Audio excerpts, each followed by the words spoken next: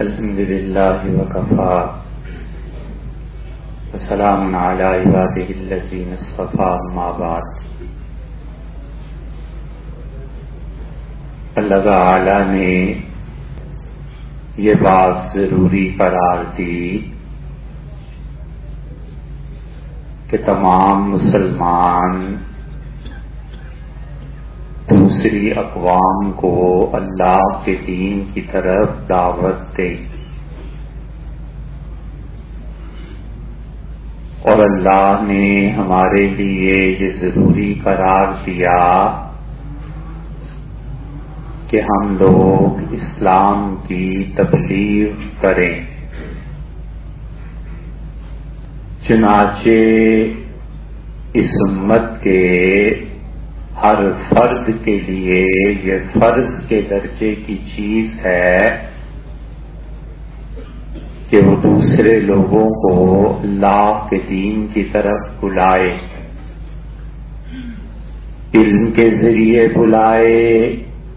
تحریر کے ذریعے بلائے، تقریر کے ذریعے بلائے، اپنے معاشرے میں حکومتیں اسلام کو نافذ کر کے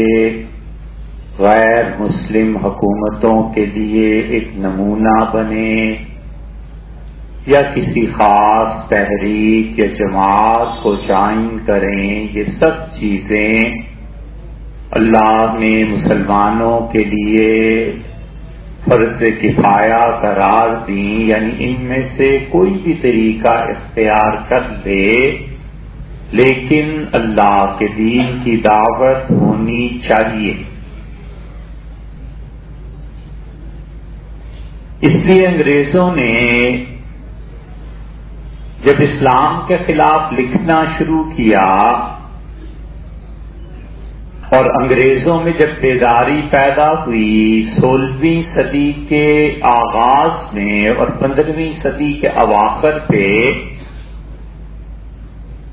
تو انہوں نے بھی عیسائیت کو ہر جگہ پھیلانا شروع کیا، اور بالکل ابتدا جو ہوئی ہے تو یہ جو ایک گٹار یا پیانو جسے کہتے ہیں، اگرچہ چیزیں مختلف ہیں تھوڑی سی، لیکن یہ پیانو جو تھا پہلی مرتبہ انگلینڈ سے انگریز لے کر آئے، اور ان کے ساتھ موسیقار تھے، اور انہوں نے اکبر کے دربار میں اپنی اس موسیقی کا مظاہرہ کیا۔ اکبر بڑا متاثر ہوا اور اس نے کہا کہ دنیا میں عقل مند لوگ بس یہی ہیں، اور بدقسمتی سے اس کو جو اسلام کی تصویر پیش کرنے والے تھے انہوں نے یہی قصے سنائے کہ حضور صلی اللہ علیہ وسلم معراج پہ تشریف لے گئے اور واپس آئے تو بستر گرم تھا، کنڈی ہل رہی تھی اور پانی بہ رہا تھا۔ اب ایک طرف یہ لوگ آئے اور انہوں نے اپنے مسلک کی عقل کی باتیں بیان کی، خوبی کی، جو در حقیقت اسلام میں بھی تھی۔ اب پاکی ناپاکی کون سا مذہب نہیں مانتا؟ اللہ کے وجود سے کس مذہب کو انکار ہے؟ لیکن اکبر بادشاہ بڑا خوش ہوا، اس نے گرجے بنانے کی اجازت دے دی، اور نتیجہ یہ نکلا کہ عیسائیت کو یہاں پر آہستہ آہستہ قدم جمانے کا موقع ملا، اور پھر وہ دور آ گیا جب ہندو اور عیسائی اکٹھے ہو گئے، اور گورنمنٹ نے ہندوؤں سے یہ کہا کہ جتنی ترقی وابستہ ہے وہ تم سے ہے، اور تم آگے بڑھو، کیونکہ حکومت انہوں نے لی تھی 1857 اور 1803 میں مسلمانوں سے۔ تو انگریزوں کو پورا خطرہ تھا اس بات کا کہ اگر مسلمان آ گئے اور پچھلی حکومت جیسے مغلوں کی تھی واپس آ گئی تو یورپ کے مقابلے میں دنیا میں ایک اور بہت بڑی طاقت پیدا ہو جائے گی۔ چنانچہ انہوں نے ہندوؤں کو آشیرواد دی، ہندوؤں کو آگے بڑھایا، شدی کی تحریک شروع ہوئی، سنکھن کی تحریک شروع ہوئی، اور واحد ساری باتوں کا خلاصہ یہ کہ حضور صلی اللہ علیہ وسلم کی ذات پاک میں عیب نکالے جائیں، اس موضوع پر کتابیں لکھی جائیں اور مسلمانوں کو باور کرایا جائے، یقین دلایا جائے کہ تمہارے نبی صلی اللہ علیہ وسلم میں معاذ اللہ استغفر اللہ یہ عیب تھا، یہ عیب تھا، یہ عیب تھا، یہ عیب تھا، اور 1 صدی سے زیادہ عرصہ ہو گیا، 150 سال یا 200 سال بھی کہیں تو ہو سکتا ہے، انگریز وہی چیزیں زبان بدل بدل کے وہی اعتراضات پھر سامنے لاتے ہیں۔ رشتی نے جو کتاب لکھی وہ بھی ایسی تھی، پھر نسرین نے جو کتاب لکھی بنگلہ دیش کی تھی یہ بھی ایسی ہی تھی۔ اب متعدد کتابیں پورے یورپ میں لائبریریز میں بھری ہوئی ہیں، بنیاد وہی اعتراضات ہیں جو کل تھے سو آج۔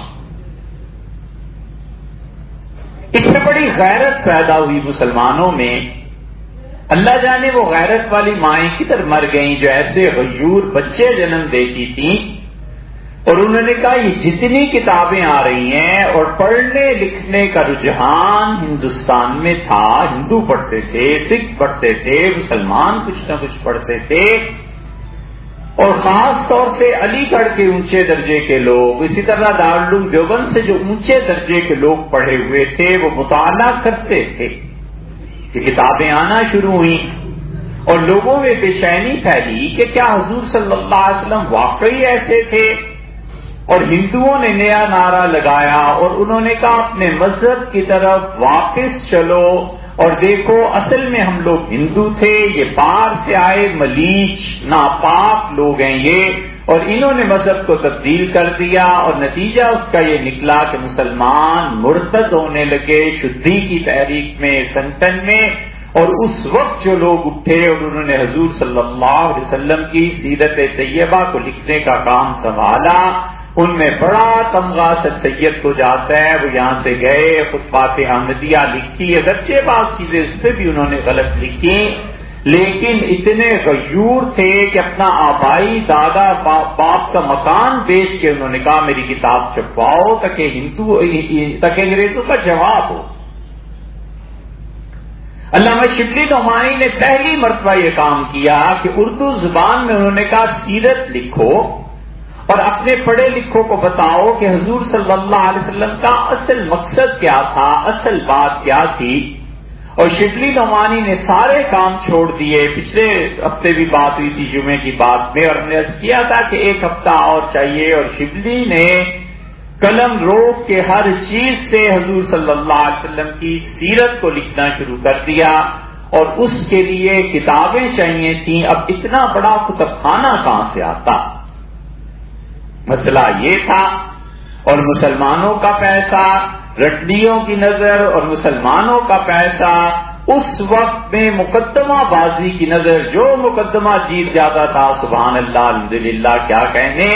اور نتیجہ اس کا پھر یہ نکلا کہ شبلی نعمانی کو اپیل کرنی پڑی، نظام حیدرآباد نے پیسے دیے، بھوپال نے پیسے دیے، اور انہوں نے کہا کہ آپ لکھیں حضور صلی اللہ علیہ وسلم کی سیرت پہ اور کوئی پرواہ نہ کریں، اور شبلی نے سارا سامان باندھا، اپنی ٹیم کو لیا اور بمبئی چلے گئے، اور بمبئی جا کے انہوں نے گھر تلاش کیا، بڑی پرسکون جگہ جانا کوئی آئے نہ جائے، سارا دن دروازہ بند کر کے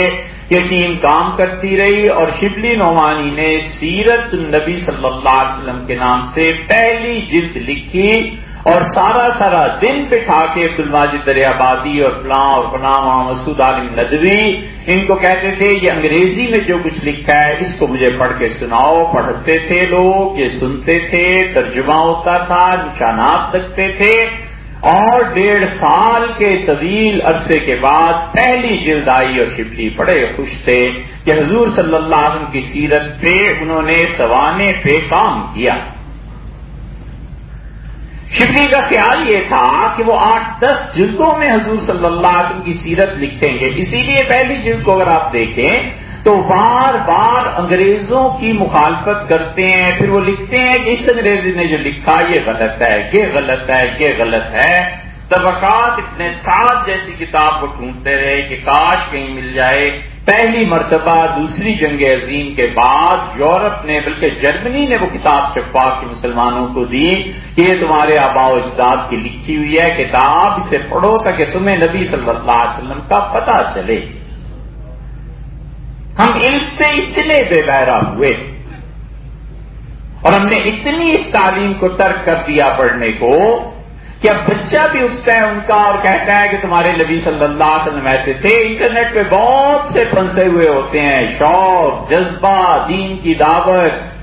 اور اپنا سینگ پھنسا بیٹھتے ہیں ان گوروں سے جن کے بچے بھی پڑھے لکھے ہیں، اور جب اعتراضات کرتے ہیں تو پھر بھاگتے ہیں ادھر، اور ادھر بھاگتے ہیں تو سب سے پہلا جواب ملتا ہے چھوڑو جی وہ تو کافر ہے، دفع کرو اسے، کافر ہے، جہنم میں جائے گا۔ وہ کہتا ہے مجھے دلیل سے سمجھاؤ، ہم کہتے ہیں دلیل پتھر ہے، گولی ہے، اینٹ ہے، اور سب سے بڑی بات کفر کا فتویٰ ہے، تم کافر ہو گئے، اور لہذا پوچھو مت۔ اپنی جہالت پہ علماء اس طرح پردہ ڈالتے ہیں، وہ آپ جیسے پوچھتے ہیں کہ تمہارے نبی صلی اللہ علیہ وسلم یہ کیا کرتے رہے، اور اگلی جو نسل آ رہی ہے یہ بیچ میں پھنس گئی، نہ کھل کر یہ اپنے آپ کو مرتد کافر کہہ سکتے ہیں، نہ یہ کہہ سکتے ہیں کہ ہم صحیح معنی میں مسلمان ہیں، دل میں پوری فصل شکوک اور کانٹوں کی بیج رہے ہیں۔ یہی صورتحال شبلی اٹھے اور انہوں نے کہا کہ میں اس کام کو کر کے چھوڑوں گا۔ سارے کام ترک ہو گئے، سفر ترک ہو گئے، اور پھر اللہ کی تقدیر، جس بھائی نے سارے کاموں سے بے نیاز کر رکھا تھا اسحاق نے، اس کا انتقال ہو گیا، اور بمبئی سے وہ اعظم گڑھ میں آئے اپنے بھائی کے انتقال پہ، اور لکھا کسی کو کہ بس دنیا ختم ہو گئی اور زندگی ختم ہو گئی، اب جینے کا مزہ ہی ختم ہو گیا، بھائی دنیا سے چلا گیا۔ اگست میں بھائی کا انتقال ہوا، نومبر میں ان کا ہو گیا، اور انہوں نے جب یہ دیکھا کہ اب زندگی کی اپنی کوئی امید نہیں، تو انہوں نے 3 آدمیوں کو ٹیلی گرام دیا اور کہا میرے 3 شاگردوں کو بلاؤ۔ ایک مولانا ابوالکلام آزاد تھے اور مولانا کو ٹیلی گرام ملا، دوسرے سید سلیمان ندوی تھے، اور تیسرے ان کے شاگرد شاعر مسعود عالم ندوی تھے یا قوم کے بہرحال تیسرے شاگرد تھے، ان کو بھی نہیں ملا۔ اور سید سلیمان ندوی رحمۃ اللہ علیہ کہتے تھے کہ میں نے اس دن کالج میں پڑھایا، اور پیریڈ اپنا لینے کے بعد دل پر عجیب بوجھ پڑا کہ کسی طرح استاد کی خدمت میں حاضری دی جائے۔ میں ہٹاتا رہا اس مسئلے کو، لیکن دل پہ اتنا بوجھ تھا کہ گھر تک نہیں گیا، اور انہی کپڑوں میں ریلوے اسٹیشن چل۔ اسٹیشن پہ اترا، جا کے جو استاد کو دیکھا تو وہ بھی روئے اور میں بھی رویا۔ میں حیران رہ گیا کہ وہ بالکل زندگی اب ختم ہے، اور ہاتھ اٹھایا انہوں نے، روئے اور کہا سلیمان اس وقت آئے ہو، اب کیا رہا، اب تیل سب ختم ہو گیا، اب موت کی راہ پہ ہوں۔ اور پھر مجھے سمجھاتے رہے، اور شام کو مغرب کے بعد ان کا یہ ساری گٹھڑیاں اتارو، اور گٹھڑیاں اتروائیں، میرے حوالے کی، اور کہا سیرت بس اس کو پورا کر دینا، اور مجھ سے وعدہ لیا کہ میں حضور صلی اللہ علیہ وسلم کی سیرت پہ لکھوں گا۔ سید سلیمان ندوی رحمۃ اللہ علیہ نے ایسے قابل، ایسے ہونہار شاگرد تھے کہ انہوں نے سب سے پہلے اس کام کا بیڑا اٹھایا، حتیٰ کہ اپنے استاد کی سوانح 20 سال بعد لکھی، اور انہوں نے تقریباً 40-50 برس مطالعہ کر کے زندگی کھپا کے 5 جلدیں مزید دی۔ یہ وہ ورثہ ہے جو چلا آ رہا ہے۔ شبلی جس کام کو چھوڑ کے گئے تھے، سید سلیمان ندوی رحمۃ اللہ علیہ سے مکمل کیا، اور سید سلیمان ندوی نے جو اسے پورا کیا ہے، اب امید نہیں قیامت تک کوئی آدمی اردو میں حضور صلی اللہ علیہ وسلم کی سیرت لکھے اور اس سے بے نیاز ہو جائے۔ کمال کیا سید سلیمان ندوی رحمۃ اللہ علیہ نے، اور ان کی بدقسمتی وہ 7ویں جلد بھی پوری کر دیتے، افسوس کہ وہ پاکستان آ گئے۔ اگر وہ اس تقسیم میں ہمارے ملک میں نہ آتے اور بھوپال کے چیف جسٹس تھے، وہی بیٹھ کے کام کرتے، امت کو بہت بڑا کام مل جاتا، بہت بڑی چیز مل جاتی۔ افسوس وہ پاکستان آ گئے، اور یہ تاریخ کا ایک سانحہ ہوا۔ سید سلیمان ندوی رحمۃ اللہ علیہ اس اعتبار سے سانحے کا شکار ہوئے کہ بنگال یونیورسٹی نے بلایا، بنگال میں انہوں نے تقریر کی، مشرقی پاکستان میں، اور جب انہوں نے اسٹیج پہ بیٹھ کے کہا کہ اگر ہمیں بنگلہ دیش کو، بنگالیوں کو اور پنجاب کو متحد رکھنا ہے تو بنگلہ کو آئندہ سے ایسے ہی لکھنا شروع کیجئے جیسے اردو لکھتے ہیں، فارسی لکھتے ہیں، عربی لکھتے ہیں، ترکی لکھتے ہیں، بنگلہ بھی ایسے ہی لکھی جاتی تھی۔ یہ تو ہندوؤں نے بنگلہ کو اس ہندی میں تبدیل کیا اور بنگلہ بھی ہندوؤں کی طرح لکھی جاتی۔ بس یہ کہنا تھا، لڑکے یونیورسٹی کے اٹھ کھڑے ہوئے، مجیب الرحمان صاحب اٹھ کھڑے ہوئے اور انہوں نے کہا مارو اس آدمی کو، اور سید سلیمان ندوی جیسے آدمی کو آنن فانن جوتوں کا ہار پرو کے گلے میں ڈالا اور باہر نکالا یونیورسٹی سے تمانچے مار کے کہ تم بنگالیوں کے حق میں نہیں ہو۔ یہ تھا اس ملک کا مقدر اور نصیب۔ اللہ کے ایسے اچھے بندوں کی جب یوں توہین ہونے لگے، اللہ کے لیے کوئی مشکل نہیں ہے کہ ان چیزوں کا انتقام لے اور مٹا دے صفائے ہستی۔ سید سلیمان ندوی روتے تھے، دنیا میں ان کی شہرت تھی، اور شام مصر اس زمانے میں وہ دارالحکومت تھا، وہ لوگ چائے پینے شام کو سید صاحب کے پاس کراچی میں آتے تھے، دارالحکومت کراچی تھا، اور سید صاحب کے مجلس میں بیٹھنا، سید صاحب عربی میں بادشاہ تھے، وہ فخر سمجھتے تھے سید صاحب رحمۃ اللہ کے مجلس میں، اور یہ حال ہوا۔ اور سید سلیمان ندوی رحمۃ اللہ علیہ کو پنڈت جواہر لال نہرو نے خط لکھا، اس سے کہا حضرت جو کچھ بھی ہوا میں اس پہ تبصرہ نہیں کرتا، کہ ممالک کا مسئلہ بن جاتا ہے، مہربانی کر کے آپ یہاں تشریف لے آئیے اور مہربانی کیجئے کہ آپ اپنے نبی صلی اللہ علیہ وسلم کی سیرت کو مکمل کریں۔ سید صاحب رحمۃ اللہ نے کوئی جواب نہیں دیا۔ ملک یا مسلمانوں کی محبت انہیں کھینچ لائی تھی، 6 جلدیں انہوں نے پوری کی اور دنیا سے تشریف لے گئے۔ 7ویں جلد میں جو بقایا چیزیں رہ گئی تھیں پھر وہ لکھی گئیں، جمع کی گئیں۔ 7ویں جلد کا ارادہ تھا لکھنے کا، اور پھر اس کا مقدمہ ابو الحسن علی ندوی رحمۃ اللہ علیہ جو ان کے شاگرد تھے انہوں نے لکھا۔ حضرت ابو الحسن علی ندوی رحمۃ اللہ علیہ نے سید سلیمان ندوی رحمۃ اللہ علیہ سے ندوہ میں پڑھا تھا، ہندوستان میں ندوۃ العلماء، اور فرماتے تھے کہ سید صاحب کا یہ حال تھا کہ اپنے گھر سے ٹانگے پہ ادارے میں آتے تھے اور گھوڑا رکتا تھا، اور ان کے رکنے سے پہلے ہمیں پتا تھا ان کے معمول کا، تو ہم 3-4 لڑکے ان کی پیشوائی کے لیے، پذیرائی کے لیے کھڑے ہوتے تھے، اور ایک پاؤں رکھتے تھے پائیدان پہ اور دوسرا پاؤں بھی پڑتا نہیں تھا زمین پہ، تو کہتے تھے مسعود عالم وہ دیکھنا فلاں کتاب ذرا دیکھ کے لانا، فلاں جگہ یہ لکھا ہوا ہے، ذرا وہ تحریر تلاش کرو، میری مدد کرو۔ اچھا نہیں آپ فلاں جگہ جائیے اور فلاں مضمون سنا ہے چھپا ہے اس کو ذرا دیکھ کے لائیے۔ ہم چند گھنٹے محنت کر کے ساری چیز لاتے تھے اور کہتے تھے گویا انہیں دنیا میں کوئی کام ہی نہیں تھا سوائے اس کے حضرت رسالت پناہ صلی اللہ علیہ وسلم کی سوانح لکھیں اور حضرت رسالت پناہ صلی اللہ علیہ وسلم کا یہ سیرت کا سفر یہ لکھیں۔ سب چیزیں انہوں نے چھوڑ دی اور 50 سال میں جا کر یہ سیرت کو یا 40 سال میں جا کر مکمل کیا۔ پھر انہوں نے جن چیزوں کو تیار کیا جو ان کے شاگرد تھے، ان میں مولانا ابو الحسن علی ندوی رحمۃ اللہ علیہ تھے۔ حضرت مولانا کا انتقال 2000 میں ہوا اور 2000 میں 31 دسمبر 1999 کا انتقال ہوا، اور ہمارے علم میں نہیں ہے کہ تاریخ میں ریکارڈ ہو کہ کسی آدمی کا جنازہ اتنے لوگوں نے پڑھا جتنا عثمان میاں صاحب رحمۃ اللہ کا جنازہ۔ 1.5 کروڑ کے قریب مسلمانوں نے جنازہ پڑھا۔ 27ویں شب تھی، شاہ فہد نے آرڈر جاری کیا اور ان کا حرمین شریفین میں دونوں جگہ مولانا کا غائبانہ جنازہ ادا کیا جائے۔ پھر مصر، شام، عراق، اردن، ہندوستان کے کئی علاقے جہاں جہاں خبر ملی لوگوں نے غائبانہ جنازے پڑھے کیونکہ ان کے مسلک میں جائز تھے، اور جمعے کے دن آدھی رات کو جا کے وہاں کی تدفین ہوئی۔ ہمیں نہیں معلوم کہ کوئی ریکارڈ ایسا ہسٹری میں ہو کہ کسی آدمی کا جنازہ 1 کروڑ، 1.5 کروڑ، 2 کروڑ آدمیوں نے پڑھا ہو۔ حرم مکی کے امام سبیل نے خط لکھا ان کے ادارے کو اور کہا کہ ہمارے یہاں کم و بیش 50-60 لاکھ آدمیوں نے حرمین شریفین میں وہاں کا جنازہ۔ یہ شبلی کا لگایا ہوا پودا تھا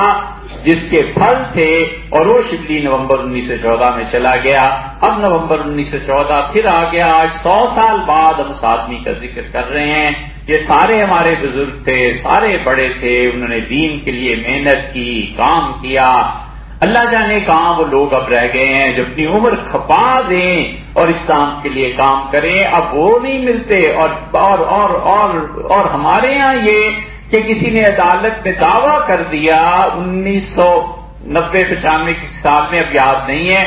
جناب نواز شریف صاحب کی حکومت تھی اور لاہور ہائی کورٹ میں اس سے دعویٰ کر دیا کہ ان کتابوں پہ پابندی لگائی جائے، سید سلیمان ندوی رحمۃ اللہ علیہ کی سیرت النبی پہ اس میں یہ جملہ غلط ہے، یہ جملہ غلط ہے، اور جج صاحب نے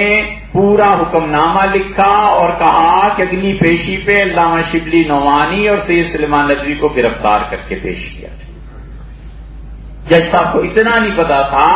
کہ یہ بزرگ انتقال کر گئے، انہوں نے باقاعدہ وارنٹ گرفتاری جاری کر دیے۔ یہ ہمارے پڑھے لکھوں کا حال ہے اور اللہ ہی سے درخواست کی جا سکتی ہے کہ کیا کریں۔ آئندہ انشاءاللہ اذان کی بات